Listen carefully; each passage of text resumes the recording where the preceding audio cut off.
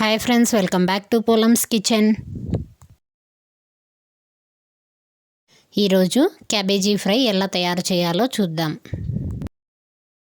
ముందుగా stove on చేసుకొని ఒక కడాయి పెట్టుకోవాలి. ఇందులో 3 టీ స్పూన్ల ఆయిల్ని వేసుకోవాలి. ఆయిల్ హీట్ అయిన తర్వాత ఇందులో ఆవాలు, జీలకర్ర, మినపప్పు, శనగపప్పు, కొన్ని ఎండుమిరపకాయలు, కొంచెం కరివేపాకు వేసుకొని ఫ్రై చేసుకోవాలి. ఇప్పుడు ఇందులోనే కట్ చేసి పెట్టుకున్న ఒక మీడియం సైజ్ ఆనియన్ని వేసుకొని మొత్తం అంతా బాగా ఫ్రై అయ్యేలాగా ఫ్రై చేసుకోవాలి. ఆనియన్స్ కొంచెం ఫ్రై అవ్వగానే కట్ చేసి పెట్టుకున్న క్యాబేజ్ని వేసుకోవాలి.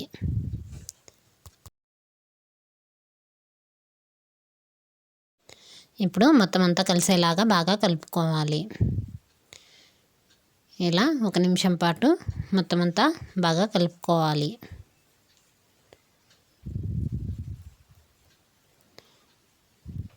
ఇలా కలుపుకున్న తర్వాత ఇప్పుడు ఇందులో రుచికి సరిపడా ఉప్పు, 1/2 టీ స్పూన్ పసుపుని వేసుకొని ఇదంతా మొత్తం బాగా కలిసేలాగా కలుపుకోవాలి.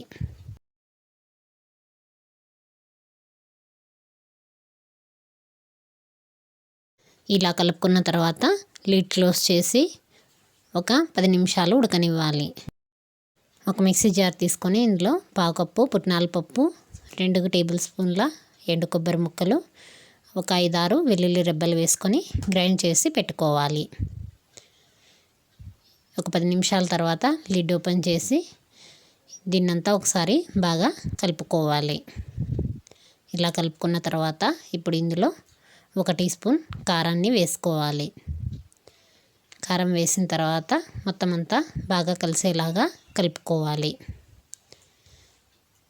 ఇలా కలుపుకున్న తర్వాత ఇప్పుడు తిరిగి లిడ్ క్లోజ్ చేసి ఒక 2 నిమిషాల పాటు లో ఫ్లేమ్లో ఉడకనివ్వాలి.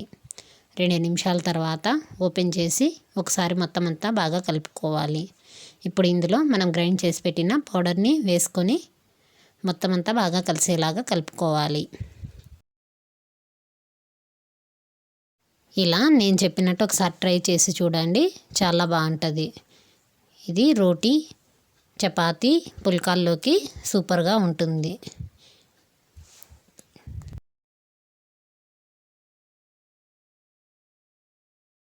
అంతే, ఎంతో రుచికరమైనటువంటి క్యాబేజీ ఫ్రై తయారైపోయింది. ఇప్పుడు స్టవ్ ఆఫ్ చేసుకోవాలి. దీన్ని ఒక సర్వింగ్ బౌల్లోకి తీసుకొని హ్యాపీగా ఎంజాయ్ చేయవచ్చు. మీకు కనుక నా వీడియోస్ నచ్చినట్లయితే లైక్ చేయండి, షేర్ చేయండి, సబ్స్క్రైబ్ చేసుకోండి ఫ్రెండ్స్.